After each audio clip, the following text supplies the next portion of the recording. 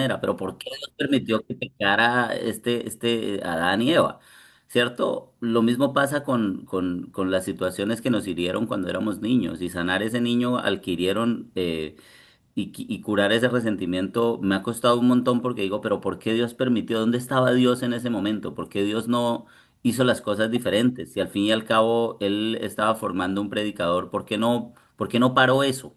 ¿Por qué no detuvo eso que me ha hecho tanto daño durante toda mi vida, desde ese día? Y reconciliarnos con Él es entender que yo tengo la responsabilidad de sanar a la siguiente generación y que él mismo dice, pondré enemistad entre ti y la mujer, entre tu simiente y la simiente suya, y yo voy a cambiar esta historia, o sea, yo voy a traer redención a tu vida, pero es la responsabilidad de nosotros como padres ahora y como esposos o como hijos, ponerle punto final a eso y tomar la decisión diferente que tal vez nuestros padres no tuvieron ni siquiera la posibilidad de tomar porque tal vez nunca estuvieron en una clase como esta, o nunca entendieron, o nunca estuvieron una Biblia en la mano. De hecho, muchos de ellos escucharon la Biblia escucharon la misa en otro idioma, ¿no? Ni siquiera entendían mucho qué era lo que les decían. Entonces, acercarnos a Cristo implica que digamos, bueno, voy a dar la pelea por esa sanidad porque necesitamos sanar a la siguiente generación, ¿no? Amén. Y que ninguno cometa el mismo error que tal vez se cometió con nosotros Amén. o que la menor cantidad de gente posible lo pase, pero nos queda muy fácil acomodarnos en que Dios lo permitió y así nunca vamos a sanar, Mm, ¿cierto? Hay que entender que tenemos una responsabilidad y que puede que el mundo se esté desmoronando con tantas cosas horribles que están pasando, pero que sí. nosotros tenemos la opción cada día de optar por hacer lo bueno. He Amén. dicho. Me tomé minuto y medio. Ok. Bueno, entonces, continuando con lo que íbamos, algo que insiste no solamente Horton, sino también Gruden y también Duffield, del que vamos a hablar enseguida, cuando entremos realmente en nuestro tema, porque esto es un repaso. Entonces, eh, ellos dicen que el relato de Génesis en cuanto a la caída del hombre y el ingreso del pecado en la humanidad se debe de tomar como un relato real. Inclusive el hecho de que la serpiente hablara, porque en realidad Satanás había tomado la serpiente, dicen ellos, y hablaba a través de ella. Y se puede llegar a creer por detallitos como el hecho, algunos judíos, rabinos judíos, creen que la serpiente inclusive andaba erguida en huerto de Edén, no inclinada ni arrastrada. Y tiene sentido en el hecho de que la maldición que Dios le dio a la serpiente es que ahora se iba a arrastrar, ¿cierto? Entonces, ellos observan que esto no se debe tomar como un mito, sino como una realidad, ¿sí? Aunque sea expresado en forma de poesía o como sea, es una realidad que sucedió. Tan así que en otras partes de la Biblia se menciona como si hubiera sido un hecho histórico real, ¿cierto? Entonces, em, ya para finalizar este tema, les voy a leer esto. Se debe observar entonces que todo pecado es a fin de cuentas irracional, pues mm, no tiene sentido que Satanás intentara por medio de su rebelión exaltarse por encima de Dios y que Adán y Eva pensaran que podían ganar algo, tal como ser semejantes a Dios al desobedecer sus palabras. El pecado, entonces, aprovechando lo que dijo ahorita la hermana Magali y aprovechando lo que dijo el hermano Luis, nos hace irracionales, nos hace creer cosas fantasiosas y que podemos lograr algún beneficio a través de él, cuando lo único que nos hace lograr es nuestra propia destrucción. mm. Entonces, ahora, pasando ya a nuestro siguiente tema, a la caída del hombre, que es nuestro tema de hoy, ¿cierto? Cuando entonces pensamos en los comienzos del pecado, nosotros podemos ir a la Biblia y ver referencias que nos hablan sobre su inicio. El inicio del pecado no se remonta al huerto de Edén. Casi siempre pensamos en el huerto de Edén, ¿cierto? Ujú. El inicio del pecado se remonta a una época donde ni siquiera la raza humana existía. en un tiempo indeterminado, ¿cierto? Y en ese suceso, el pecado se convirtió en una realidad. Estamos hablando de la rebelión De que Satanás. causó Satanás Mm. cuando era un ángel de luz.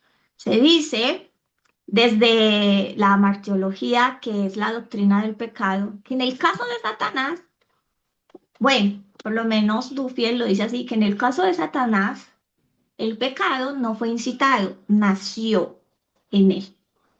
El deseo de ser semejante a Dios y no solamente ser semejante a Dios, remontarse por encima de Dios y recibir la gloria que correspondía a Dios, ¿cierto?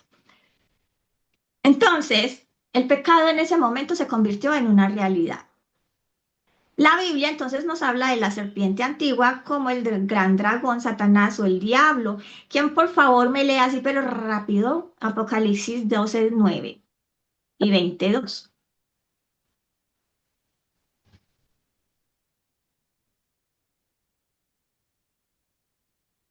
12:9 y fue lanzado fuera el dragón, la serpiente antigua que se llama Diablo y Satanás, el cual engaña al mundo entero. Fue arrojado a la tierra y sus ángeles fueron arrojados con él. El 22, Amén. ¿Y 22 qué dice? 22 también. No, 22.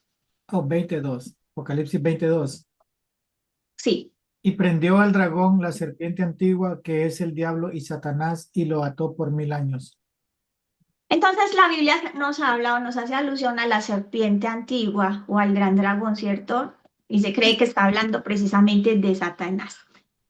Satanás era un ser pecador y asesino desde el comienzo, desde el principio, ¿cierto? Y aún allí esto no sorprendió a Dios, ¿sí? Su maldad, la maldad de Satanás, se relaciona precisamente con el orgullo. ¿Qué fue lo que nació en el corazón de Satanás? El orgullo. El orgullo de pensar que podía ser Dios. En el caso de Adán y Eva era que podían llegar a ser como Dios, pero es que Satanás pretendía ser aún superior a Dios, ¿cierto? Diríamos que ser como el nuevo Dios, ¿sí? Y Sí. esto que hizo Satanás produjo pues toda una catástrofe cósmica, por decir así, y la caída de numerosos ángeles, según lo expresan en la carta de Judas y en el Apocalipsis. Entonces, nosotros vemos que después de este acontecimiento, que no sabemos exactamente cuándo aconteció, pero qué aconteció, ¿cierto? Encontramos la caída de Adán y Eva. Adán y Eva, ¿cómo fueron creados? Fueron creados buenos, ¿cierto? Cierto. No había maldad en sus corazones.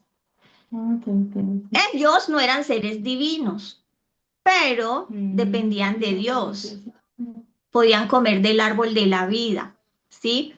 Por orden de Dios antes de la caída. Recordemos que cuando Adán y Eva pecan, la orden de Dios es expulsarlos de Edén. ¿Por qué? Porque Dios no quiere que qué. ¿Se acuerdan? Que coman del árbol de la vida. No quiere que coman del árbol de la vida y vivan eternamente en pecado. Entonces, por eso los expulsa y coloca un querubín de fuego con una espada de fuego, impidiendo la entrada a Edén. ¿Cierto? Cierto. Amén. Quizás si ellos no hubieran desobedecido, pues hubieran podido ser fructíferos y hubieran desarrollado muchas cosas para siempre. Entonces, lo que sucedió con Adán y Eva en Huerto de Edén, para muchos, por ejemplo, Dufiel hace la propuesta o da como la hipótesis, o podríamos decir la teoría, de que Adán y Eva fueron incitados por Satanás. Es decir, el pecado no nació en Adán y Eva, fue incitado. ¿Sí? Entonces, nosotros ya sabemos por lo que hablamos anteriormente que Eva se dio pues ante el ofrecimiento de Satanás, ante sus palabras, ante lo que él le dijo que podía obtener al comer el fruto de aquel árbol. Cuando nosotros pensamos en el pecado de Adán y Eva, pensaríamos que el pecado fue comer ese fruto. En realidad, comer ese fruto no tenía ninguna implicación mala moralmente hablando. Era simplemente la acción de comer un fruto. ¿Cuál fue la implicación moral que causó y generó el pecado? La vergüenza, La desobediencia. la, La Desobediencia. desobediencia. la desobediencia, La la vergüenza. desobediencia. Sí. El acto de desobedecer. El acto de desobedecer es lo que produjo esa separación tan dramática con Dios. Sí, ¿Cierto? Entonces, cuando nosotros pensamos en lo que pasó con Adán y Eva, el hecho fue que ellos cerraron su entendimiento o pensaron que lo que Dios decía pues era una falacia, era una mentira, no era real, mientras que lo que Satanás proponía era la realidad. Y desconfiaron de lo que su creador, aquel que les había dado lo mejor de sí, pues era falso. Ujú. Algunos, solamente vamos a hacer un paréntesis aquí, pero algunos dicen, bueno, ¿y por qué en la Biblia se habla del pecado de Adán y no de Eva? Si fue Eva la que pecó al principio, ¿cierto?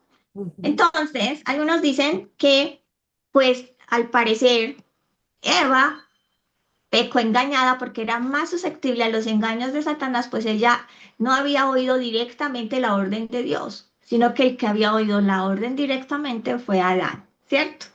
Eso sirve como Y justificación. no, yo solamente estoy repitiendo aquí lo que dice. Bueno, Eso es por echarnos la culpa a nosotros, claro, todo es Al culpa de final, nosotros. O sea, al el que final escuchó fue Adán, termina, o sea. al final Pero termina que fue desobediencia. si fue, desobediencia es desobediencia, ¿cierto? Pero eso es lo que proponen algunos, ¿cierto? Entonces el hecho de que Adán hubiera sido el líder, ¿cierto? Porque Adán fue el primero en ser creado. Y dice Pablo que no fue Adán creado por causa de la mujer, sino la mujer por causa de Adán, ¿sí o no? sí, Entonces él era el que tenía el liderazgo en el hogar. Entonces la orden fue recibida directamente de Dios hacia Adán. Y Adán se lo había comunicado a Eva. ¿Por qué Satanás no atacó a Adán? Porque ellos dicen, Adán hubiera tenido muy presente lo que Dios había dicho. Eva era más susceptible, ujú, eh, más fácil de engañar, ¿cierto?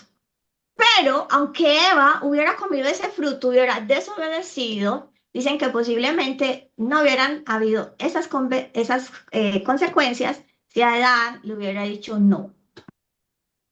Eso es lo que están diciendo entonces, es que Adán, a diferencia de Eva, pecó deliberadamente, ¿cierto? Pero yo solamente les estoy contando una teoría. Yo también pienso que esa Eva, mejor dicho, que sinvergüenza tan desobediente. Y ustedes pretenden que la señora les haga caso en la casa, que va, no le hacen caso a uno, no le hacen caso. Él lo ha dicho, no, sí, no, esa Eva muy sinvergüenza, estoy de acuerdo.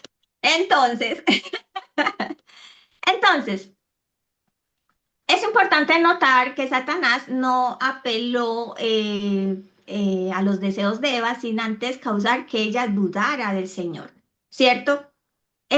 Satanás comenzó con una pregunta muy insinuante, ¿con que Dios os ha dicho? ¿No nos pasa que cuando nos preguntan por algo o llegamos con una información previa, decimos, ¿con que te dijeron tal cosa? Ya el solo hecho de preguntar así genera una duda en la persona que está recibiendo el mensaje, ¿sí? Y fue una pregunta ideada por parte de Satanás para hacer dudar a Eva de la bondad de Dios. La pregunta no solo generó duda, fue acompañada de una afirmación. Satanás le dice a Eva muy enfáticamente, no es verdad, no van a morir, ¿cierto? No moriréis. Entonces, primero Satanás siembra una duda y después hace una afirmación. Y en pocas palabras, Satanás le está diciendo a Eva, es que Dios es egoísta y él no quiere que ustedes sean como él, sabiendo lo bueno y lo malo, ¿cierto? Entonces, es posible que Eva hubiera podido pensar si las verdades y bondades del Señor son tan sospechosas, pues uno debe perseguir las mejores cosas, ¿no? Los intereses propios. Y muchos eruditos han pues tenido diferentes opiniones sobre la identidad de lo que es el pecado básico. Entonces, para muchos, el pecado básico está en el yo, en el egoísmo. Para otros está en la duda y en el orgullo, ¿cierto? Y los tres, sin embargo, parece que contribuyó a la caída de Adán y Eva. Tanto mi egoísmo como mi duda y mi orgullo. Una de las cosas que Dios más cuestiona en la Biblia es la incredulidad, ¿cierto? Entonces, cuando esto sucede, cuando Eva finalmente cae y también hace caer a Adán y se produce el pecado por causa de la desobediencia, y llega Dios y se presenta en huerto de Edén y ya sabemos la historia, llama a Adán y Eva, ellos se esconden, ¿sí? Entonces Dios ya sabía lo que había pasado, pero quiere que ellos le digan, ¿sí? Y nosotros vemos que Dios en las sentencias que da a cada uno, le dice muy específicamente a Satanás que es maldito y que va a ser destruido. ¿A quién él atacó? A la mujer, porque la consideró muy frágil, muy débil. Pero Dios lo sentencia y le dice, a esa que justamente tú tentaste, a esa que justamente tú hiciste caer de la descendencia de ella, va a salir uno que te va a dar en la cabeza. Tú los heriste a ellos de muerte. Ahora, aquí no estamos hablando de que cuando Dios dijo esta sentencia, lo dijo exclusivamente por la mujer, ambos, es decir, del género humano, de esa especie que yo creí y que amo con todo mi corazón, que tú tentaste, se acabaste y separaste de mí, de ellos, de los humanos, va a salir uno, un humano que te va a dar en la cabeza y te va a matar. ¿Sí? Y esto es muy diciente porque según los expertos en serpientes y en culebras, la manera más eficaz de matar a estos animales es justamente en la cabeza. La cabeza. Entonces, es muy diciente, ¿sí? Cuando nosotros vemos que Adán y Eva pecan, ellos se habían hecho como, no sé, unas especies de delantales de hoja, ¿cierto? Pero Dios muestra su misericordia hacia ellos, cubriéndolos con pieles. Se habla de que es el primer sacrificio que se narra en la Biblia, ¿sí? Sí. Entonces, Dios reemplaza esas hojas por pieles. Entonces, hay algo que hablan en el Midrash judío y ellos dicen que la advertencia de Dios acerca de la muerte, cuando se comiera el árbol, del fruto del árbol, perdón, es una referencia a la muerte física de Adán, que aunque no se iba a producir inmediatamente, sí se iba a dar. Porque ellos también afirman que para Dios, puesto que para Dios un día son como 1000 años, entonces esa muerte se dio inmediatamente para ellos. Sí, amén. ¿Sí? Y Adán, por cierto, vivió 930 años, según Génesis 5:5. Ujú. Pero otros ven esta consecuencia de la muerte inmediata o insofacta en el hecho de la separación inmediata que se dio. ¿Cuál fue la muerte inmediata que se dio? La separación de Dios. La separación de Dios. Entonces, la muerte espiritual, ¿cierto? Amén. Amén. Entonces, aunque Adán y Eva, dicen algunos, en realidad no eran inmortales, Dios les permitía depender de Él y comer del árbol de la vida, lo que les permitía tener una vida eterna, ¿cierto? Entonces, eso dicen los rabinos. Los rabinos consideran que Adán y Eva no eran inmortales, sino que al comer del árbol de la vida y tener dependencia de Dios, entonces podían vivir para siempre. Y que de alguna manera, si esto no fuera así, la muerte igual les iba a llegar. Pero otros, por ejemplo, como nosotros, creemos, o eso creo yo que ustedes también creen lo mismo, que la muerte se dio inmediatamente a nivel espiritual. Sí. Muerte teológicamente es separación, ¿cierto? Amén. Y existen varios tipos de muertes. Por ejemplo, está la muerte física, separación del cuerpo y el alma. La muerte espiritual, separación del ser humano de Dios. También otras referencias a muerte, bueno, algunos hablan de la muerte eterna, que es la segunda muerte. Pero hay otros que también hablan de la muerte psicosocial, cuando estamos separados de nuestros seres queridos y aún de nosotros mismos, cuando no nos amamos y ni nos respetamos. Entonces, cuando se habla de diferentes temas como la interpretación de la caída, para muchos esta narración es un mito, algo les había comentado ahorita, ¿cierto? Y para otros es como una alegoría, algo que debe ser tomado simbólicamente.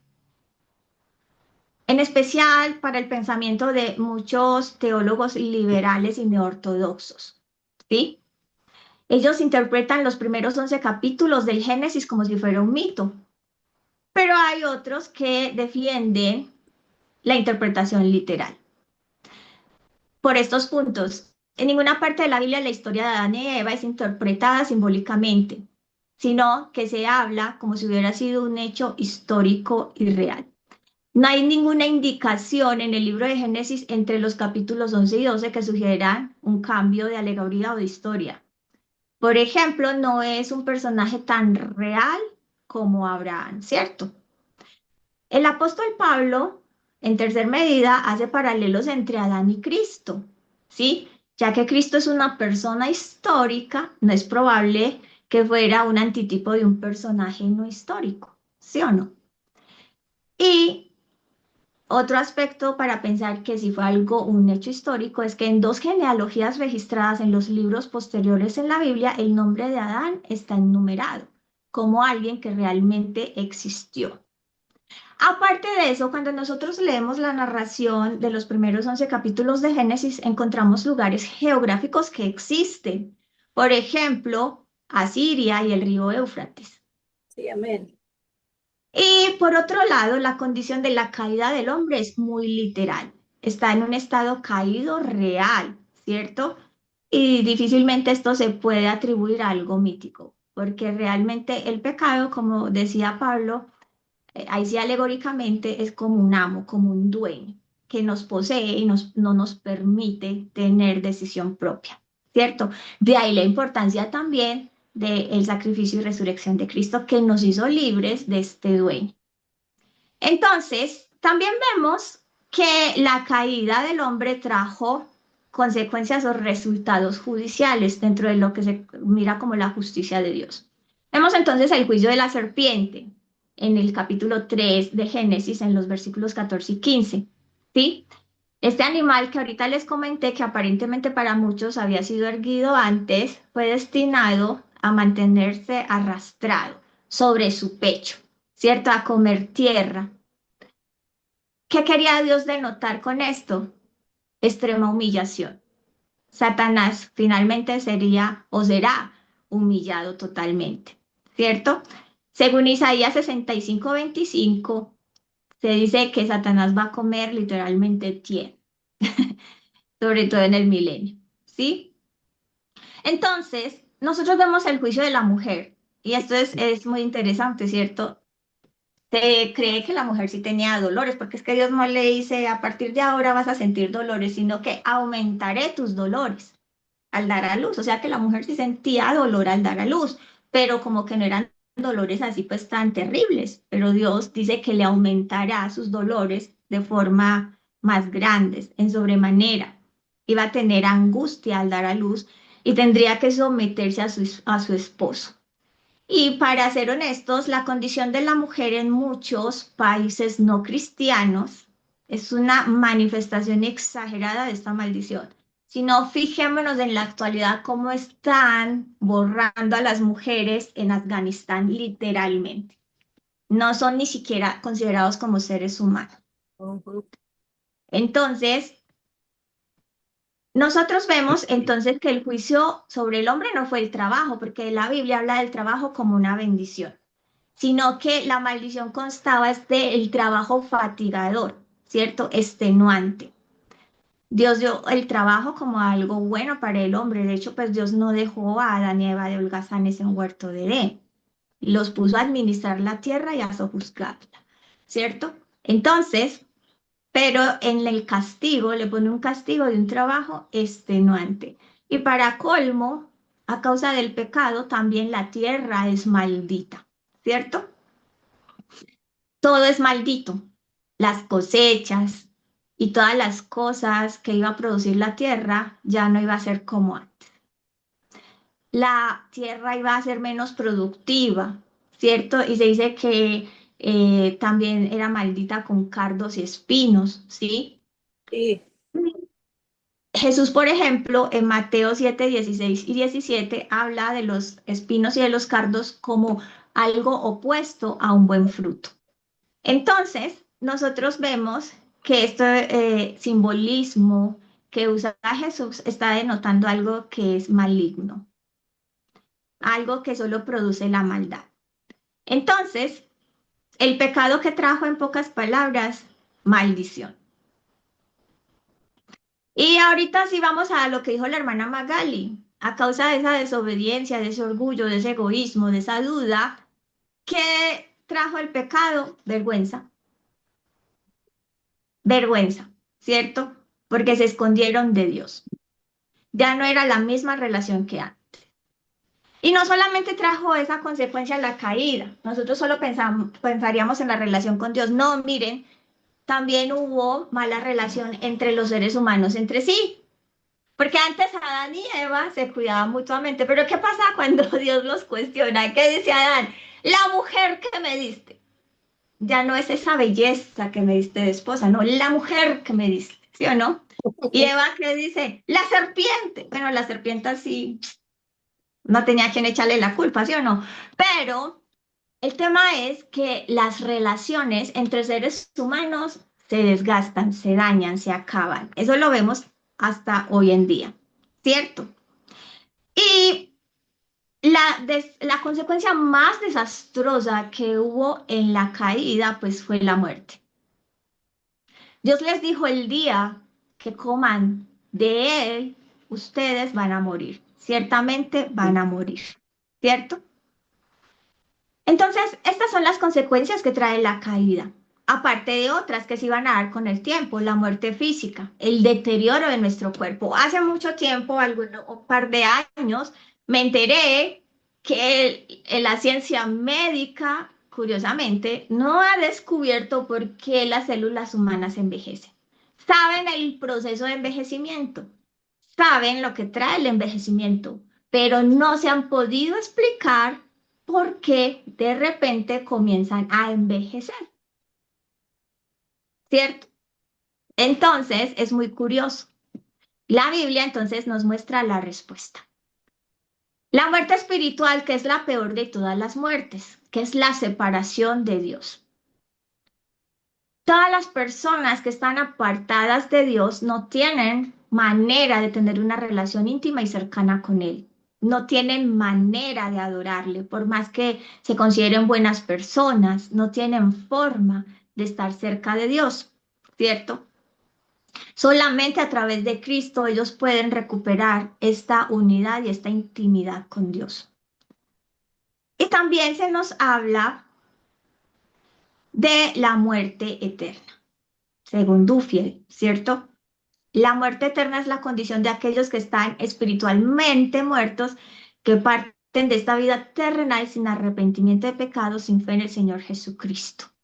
En otras palabras, sin unidad con Dios. Y eso es lo peor. Y aquí entonces podríamos recurrir a una frase por ahí que escuché hace un rato, hace un tiempecito, que prefiero estar en el infierno con Dios que en el cielo sin Él. Estar sin Dios y pasar a la eternidad sin Él es el peor de los castigos. Pensaríamos que los gusanos, que el fuego, que la tortura de los demonios, pero en realidad no es eso. Es estar separados de Dios. Y si nosotros tuviéramos la oportunidad de ir al cielo, pero allá no encontráramos al Señor Jesús, no encontráramos al Padre, no encontráramos al Espíritu Santo, eso no valdría la pena. Entonces, lo peor es la muerte espiritual. Pero por eso Cristo vino, para que nosotros pudiéramos recuperar nuestra vida. Amén. Entonces, todo esto con respecto a la caída del hombre.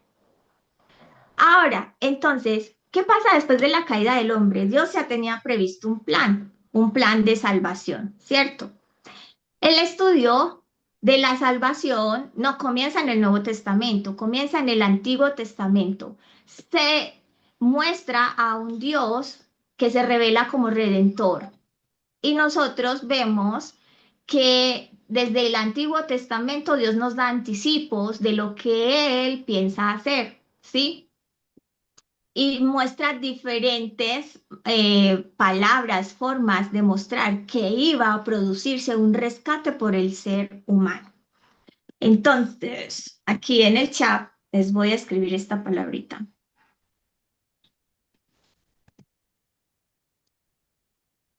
Naxal, ¿cierto? Esa palabra aparece 212 veces y significa principalmente libertar o rescatar, ¿sí? Se refiere a una liberación física, personal o nacional. Se utilizaba mucho cuando Dios decía que iba a liberar a su pueblo de sus enemigos, ¿cierto?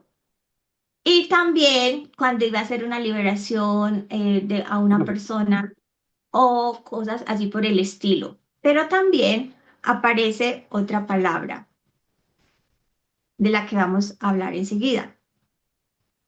Se llama Yazá. Las voy a escribir. La primera no la agarré, pastora Ley. Está, ahí se No, muy lo escribí en rápido. el chat. Naxal. No vaya a ser que nos la pregunten en el examen. No, el pastor yo no es tan malo.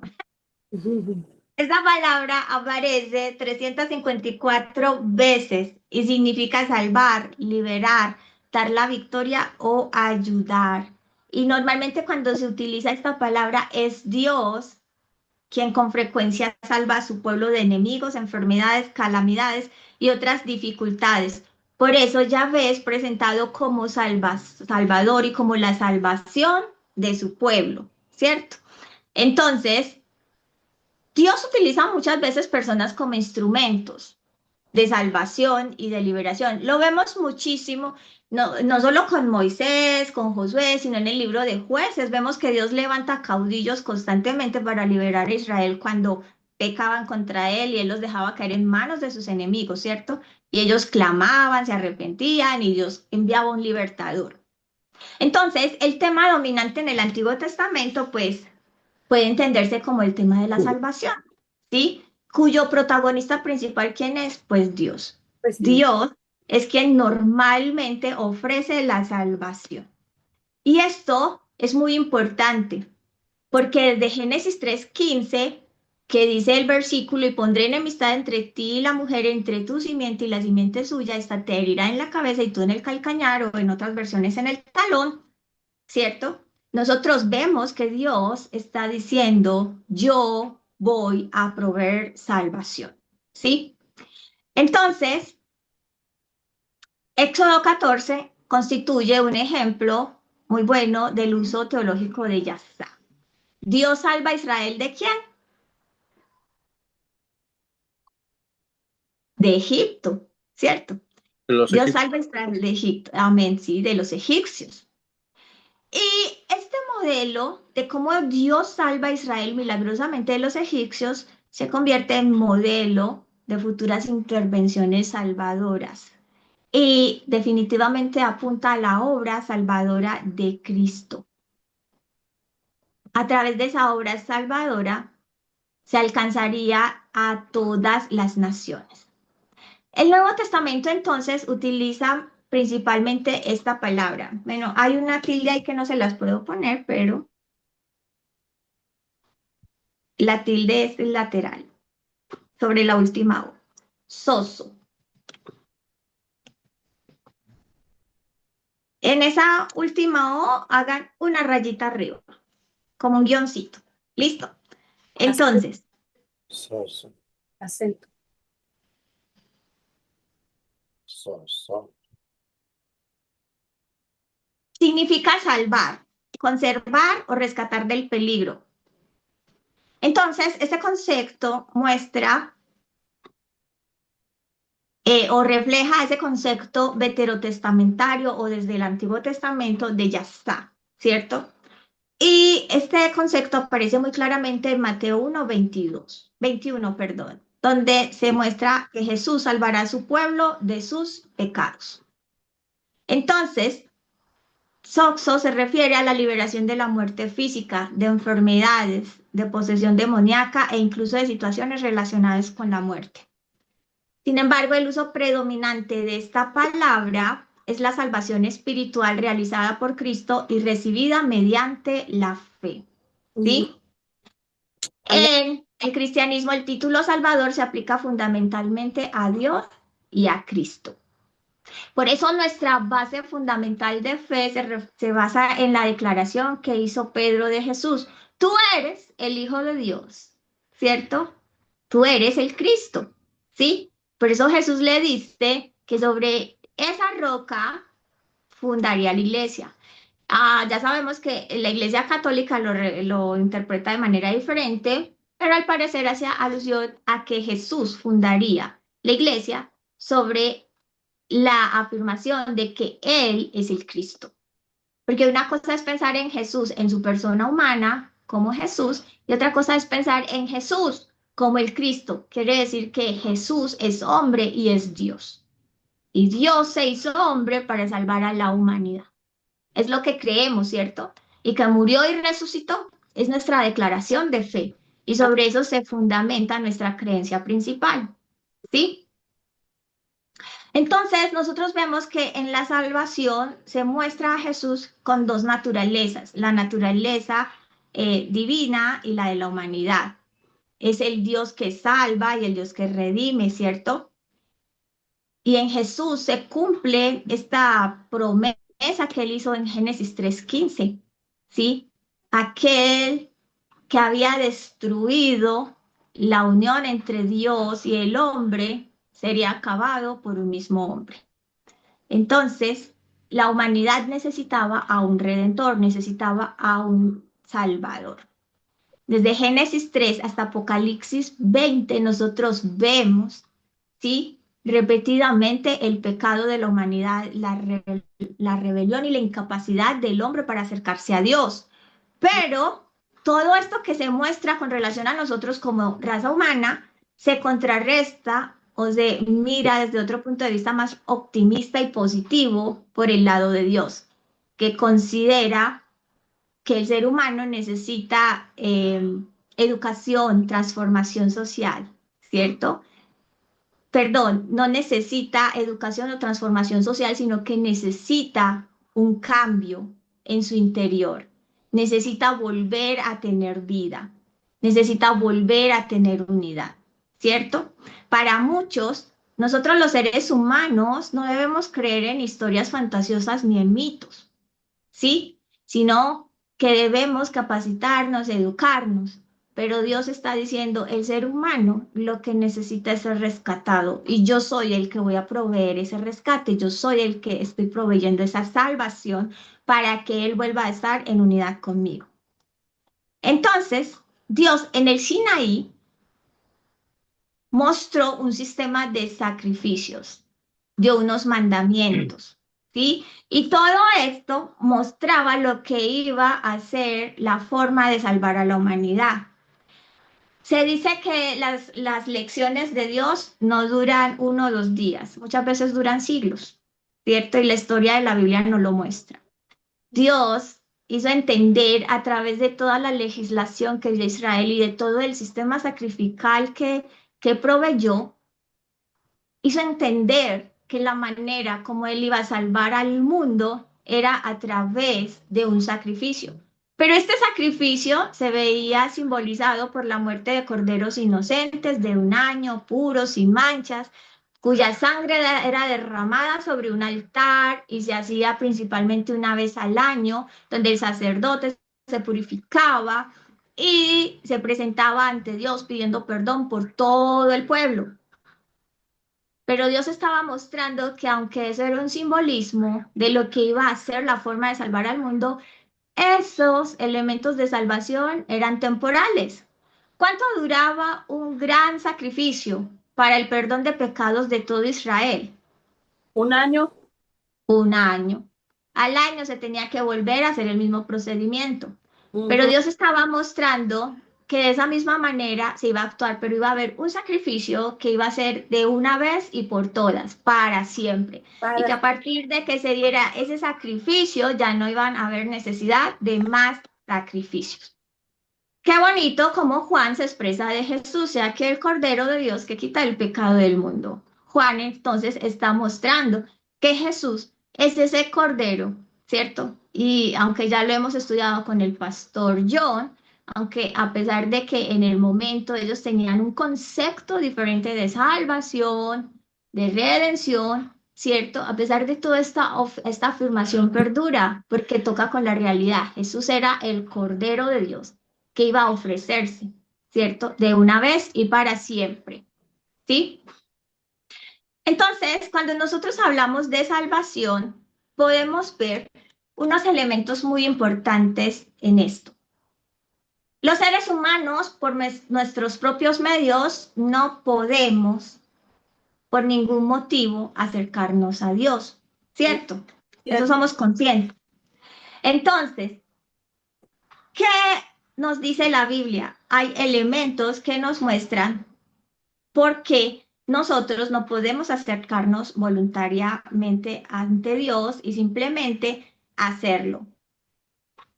Hay 4 requisitos que se necesitan para que se dé una salvación o un acercamiento hacia Dios. El pastor John con frecuencia nos pone una historia, ¿cierto? Como una especie de narración donde hay una conversación entre Dios y el hombre, donde Dios le dice al hombre, sabes que me fallaste, ¿cierto? Y el hombre le dice, sí, yo te fallé, pero ¿qué tengo que hacer para solucionarlo? Y Dios le dice, no, no eres capaz, no puedes hacerlo. Pero el hombre le dice, pues pruébame, ¿qué tengo que hacer? Y él le dice, está bien. Primero te tienes que conseguir un redentor. ¿Cuáles son las condiciones de un redentor? Es como lo que nosotros pensaríamos como que un fiador. Una condición principal de un redentor es que no debe ser deudor. Él no debe ser el responsable de la deuda que se le está asignando a la persona que va a redimir, ¿sí o no? ¿Sí o no? Sí, Ok. Entonces, Dios le dice, la primera condición que te tengo que poner, pero primero ten en cuenta, tienes que conseguir un redentor, pero ese redentor tiene que tener 4 aspectos importantes. El primero, que necesariamente y por obligación tiene que ser humano, ¿cierto? Según lo que nosotros vemos en Génesis 3:15, tenía que ser de la descendencia de Adán y Eva, ¿sí o no? Sí, Entonces, en esa condición dice el hombre, ah, bueno, pues esa está fácil, cualquiera de nosotros puede, ¿sí o no? Entonces sí. le dice, ok, vamos a la segunda condición. Ese redentor tiene que ser sacerdote y rey. Nosotros sabemos que hay 2 órdenes sacerdotales. Una es el orden sacerdotal de Aarón y el otro el de Melquisedec. ¿Qué pasaba con Aarón? Aarón solo era sacerdote. El orden sacerdotal de Aarón solo es el sacerdocio. El orden sacerdotal de Melquisedec, ¿cierto? Que lo vemos cuando Abraham rescata a su sobrino Lot. Entonces era que Melquisedec era rey de Rey Salem o de lo que Salem. conocemos posteriormente como Jerusalén, ¿cierto? Pero aparte de eso tenía una peculiaridad, también era sacerdote, tanto que Abraham le lleva sus diezmos, ¿sí o no? Entonces, es según el orden de Melquisedec, según como lo muestra en Hebreos. Entonces, el Señor le dice al hombre, tiene que ser rey y sacerdote. Entonces el ser humano dice, bueno, ahí sí van a tener que disminuir las opciones porque pues no todos somos reyes y sacerdotes a la vez. Y dime cuál es la tercera condición. La tercera condición es que tiene que ser profeta. La línea de comunicación del sacerdote es que lleva los mensajes del pueblo o media entre el pueblo y Dios. Entonces, la línea de comunicación del sacerdote va del pueblo hacia Dios, ¿cierto? Pero la línea de comunicación del profeta es que media entre Dios y el hombre, trae el mensaje de Dios al hombre. Entonces, Dios le dice, mira, tiene que ser humano, tiene que ser rey y sacerdote y tiene que ser profeta. Y él dice, el ser humano, oh, wow, ahí sí que se están reduciendo mucho más las posibilidades, pero aún así creo que puede haber alguien así. De hecho, en la Biblia podemos encontrar un ejemplo, Samuel. Samuel era político porque era juez, era sacerdote y era profeta, ¿sí o no? Y era ser humano. Entonces, si uno pensara en eso, pues Samuel por ahí va bien, ¿sí o no? Pero entonces el hombre le dice a Dios, Dios, ¿y cuál es la cuarta? Y esta es muy interesante. Dios le dice, bien, la cuarta condición es que no puede ser deudor. ¿No puede ser deudor? Sí. Entonces, no puede ser humano. Y ahí es cuando el hombre dice, oh, que ser humano no es pecador. Todos hemos pecado, todos estamos destituidos de la gloria de Dios. Así no hayamos cometido el pecado de Adán y Eva, heredamos el pecado, ¿cierto? Y aunque dijéramos que no pecamos como ellos, otros pecados hemos cometido. Entonces, es allí cuando Dios le dice al hombre, te tengo una solución, ¿cierto? Y es ahí cuando vemos la misericordia de Dios. Es ahí cuando Dios se hace hombre en la persona de Jesús. Por eso Jesús, por cierto, es la única persona que nos podía salvar y rescatar del pecado y volvernos a la vida y a la unidad con Dios. Entonces, en todo esto vemos manifestado la misericordia de Dios. ¿Y qué pasa con esto? Hemos hablado de la caída, pues repasamos del pecado, hemos hablado de la caída del hombre y de la salvación. Ya sabemos que solo a través de Cristo podemos recuperar la vida que perdimos por causa del pecado.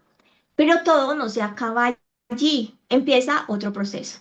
Hasta aquí, nosotros hemos visto que en la primera parte, es decir, para aceptarnos, el Padre es el que interviene. ¿Cómo nos acepta el Padre? Nos acepta solo a través de que nosotros creamos en la obra redentora de Jesús, que creamos en Jesús, ¿cierto?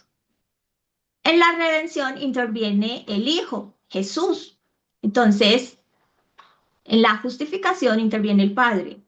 En la redención interviene el Hijo. Pero viene un tercer punto. Se llama santificación, ¿cierto? Entonces, santificación no se refiere como de pronto algunos piensan que andemos levitando 3 metros sobre la tierra, ¿cierto?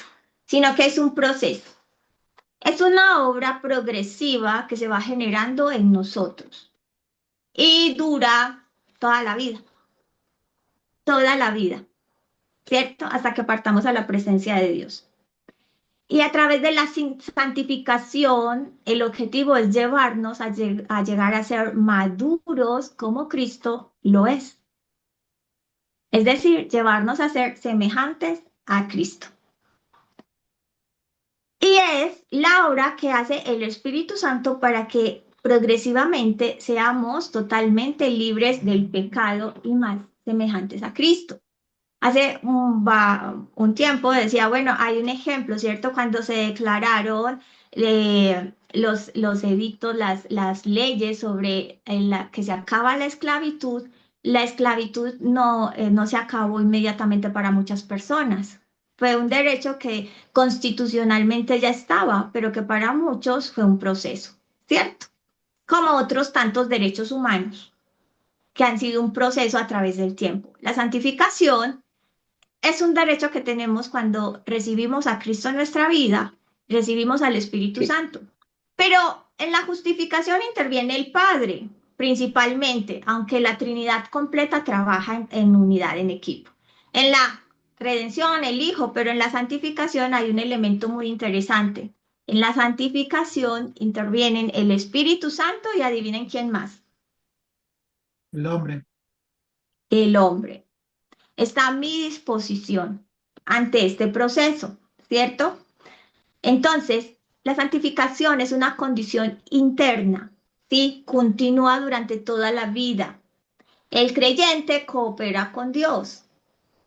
No se alcanza la perfección total en esta vida. Bueno, aunque algunos somos más positivos y creemos que, bueno, yo creo que hasta el último día de vida sí, de pronto sí se puede llegar, pero no se alcanza esa perfección total hasta que concluyamos nuestra vida y se manifiesta en diferentes medidas en cada creyente. Es un proceso individual, en otras palabras. Y es allí donde nosotros tenemos que pensar que no caben las comparaciones entre cristianos y cristianos. Notan que con frecuencia nos comparamos unos con otros. Ah, es que cuando yo acepté a Cristo a los 3 meses yo ya estaba predicando. Y el otro lleva, no sé, 5 años y todavía no lo hace. Es un proceso. Es el proceso que el Espíritu Santo está llevando con esa persona, ¿cierto? Entonces, cada quien tiene un proceso y es individual. Entonces, la santificación tiene 3 etapas. El primero es el de regeneración. La regeneración ocurre cuando se da un cambio moral por medio del Espíritu Santo, ¿cierto? El creyente ya no puede continuar viviendo en el pecado como hábito o patrón de vida. Algo muy diciente de las personas que estamos naciendo de nuevo es que empezamos a no desear pecar. No quiere decir que dejemos de pecar en todos los sentidos de una vez, pero empezamos a sentir el deseo de no querer hacerlo, ¿cierto? Y de mejorar en todos los aspectos y las áreas de nuestra vida. ¿Sí? Entonces, este es un cambio que forma parte de la primera etapa. Eso nos dice Gruden, ¿sí? Y esto implica un quebrantamiento del dominio del pecado sobre nosotros. Estar muertos al pecado entonces implica que el poder del Espíritu Santo y la vida de Cristo está en nosotros. Y podemos vencer las tentaciones. Eso es una realidad que a muchos cristianos no nos gusta. Porque es que yo no lo puedo evitar, no. Si tú tienes a Cristo en tu corazón, ya tú tienes la oportunidad de decidir. Porque justamente Cristo murió y resucitó para que tú tengas la oportunidad de decidir. ¿Cierto? Entonces, en medio de esa decisión, pues puede que llegues a caer. Pero lo importante va a ser que tú luches con todas tus fuerzas, entendiendo que a través de Cristo ya tienes la posibilidad de luchar contra el pecado. Entonces, esa es nuestra etapa inicial. Ahora, una segunda etapa es que la santificación aumenta en la medida que vamos viviendo, es decir, a lo largo de nuestra vida. Nosotros cuando aceptamos a Cristo es como nuestro comienzo definido, pero la santificación dura durante todo el tiempo en que nosotros vivamos y va a ir siendo gradualmente. Cada vez se van a notar más cambios en nosotros, cada vez nos vamos a parecer más a Cristo, mucho más, ¿cierto? Inclusive nos podemos sorprender de cambios de actitudes, de pensamientos, de formas de hablar que teníamos antes y progresivamente las hemos ido dejando porque ya no nos gustan, ya no nos llaman la atención, no las queremos hacer, ¿cierto? ¿Y cuando se completa la santificación? Es el último punto. Se completa al morir y cuando el Señor regrese, ¿sí? La santificación, según Gruden, entonces no se completa durante la vida terrenal porque todavía existe pecado en nosotros. Pero al morir y al estar con el Señor, nuestras almas alcanzan la perfección. Esto es la posición de Gruden. Y él dice que se puede resumir así. Antes de la conversión, nosotros somos esclavos del pecado. En la conversión comienza la santificación. Durante toda la vida, la santificación debe aumentar. En la muerte, la santificación se perfecciona en el alma y finalmente será completa en todo nuestro ser con la resurrección. Y debemos recordar que Dios y el hombre cooperan en la santificación. Bueno, vamos a dejar entonces así por hoy.